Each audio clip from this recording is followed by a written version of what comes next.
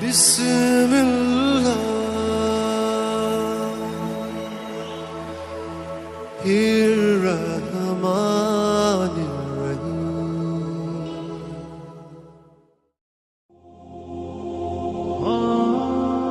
السلام علیکم میرے محترم عزیز دوستو، اللہ پاک سے دعا ہے کہ اللہ پاک آپ کی تمام جائز خواہشات کو پورا فرمائے، آمین۔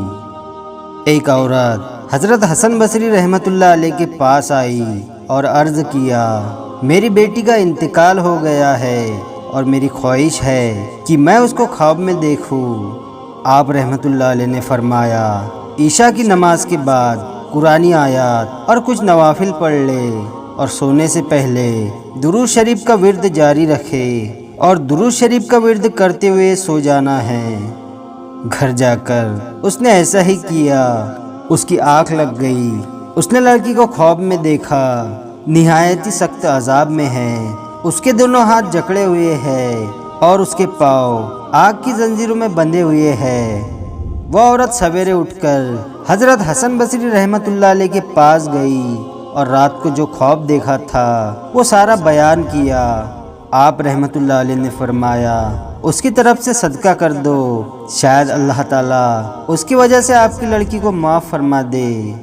اگلے دن حضرت حسن بصری رحمۃ اللہ علیہ نے خواب میں دیکھا، جنت میں ایک باغ ہے اور اس میں ایک بہت اونچا تخت ہے، اس پر ایک نہایت خوبصورت اور حسین و جمیل لڑکی بیٹھی ہوئی ہے، اس کے سر پر ایک نور کا تاج ہے۔ وہ لڑکی کہنے لگی، حسن بصری آپ نے مجھے پہچانا؟ حضرت حسن بصری رحمۃ اللہ علیہ نے فرمایا، میں نے آپ کو پہچانا نہیں۔ وہ کہنے لگی، میں وہی لڑکی ہوں جس کی ماں کو آپ نے قرآنی آیات اور درود شریف پڑھنے کا حکم دیا تھا۔ آپ رحمۃ اللہ علیہ نے فرمایا، تیرا حال اس کے بالکل برعکس بتایا تھا جو میں دیکھ رہا ہوں۔ اس لڑکی نے کہا، میری حالت وہی تھی جو ماں نے بیان کی تھی۔ آپ رحمۃ اللہ علیہ نے پوچھا، پھر یہ مرتبہ کیسے حاصل ہو گیا؟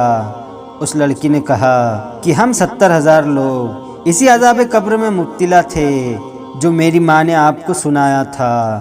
صالحین میں سے ایک بزرگ کا گزر ہمارے قبرستان پر ہوا، انہوں نے ایک دفعہ درود شریف پڑھ کر اس کا ثواب ہم سب کو پہنچا دیا۔ ان کا درود اللہ تعالیٰ کی بارگاہ میں ایسا مقبول ہوا کہ اسی برکت سے ہم سب اس کی برکت سے آزاد کر دیے گئے اور مجھ پر یہ رتبہ ان بزرگ کی وجہ سے ملا۔ تو دوستو، یہ دنیا فانی ہے، اس دنیا کی ہر چیز نے فنا ہونا ہے، اگر کوئی چیز باقی رہنے والی ہے تو وہ اللہ تعالیٰ کی ذات ہے۔ کچھ وقت کے لیے ہم قرآنی آیات، ذکر و اذکار یا کم از کم درود شریف کا ورد کر سکتے ہیں تاکہ ہمارے نامہ اعمال میں اچھے کام کا معمول ہو اور اللہ تعالیٰ ہم سے راضی ہو جائے۔ ہمارے بزرگ، والدین، رشتہ دار، دوست جو اس دنیا سے جا چکے ہیں، ہمیں ان کے لیے دعائے مغفرت کرنی چاہیے۔ کوئی بھی قرآنی آیات، ورد یا درود پاک پڑھ کر ان کے روح کو ایصال ثواب پہنچانا چاہیے۔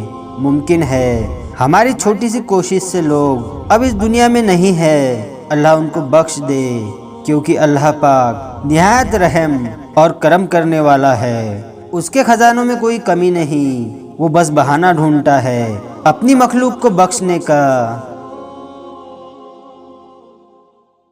ویڈیو پسند آیا ہو تو لائک اور شیئر ضرور کریں، اور آپ نے ابھی تک ہمارے چینل کو سبسکرائب نہیں کیا ہے تو اسے بھی سبسکرائب ضرور کر دے اور ساتھ میں بیل آئیکن دبا دے تاکہ ہر آنے والی نئی ویڈیو کی نوٹیفیکیشن آپ تک پہنچتی رہے۔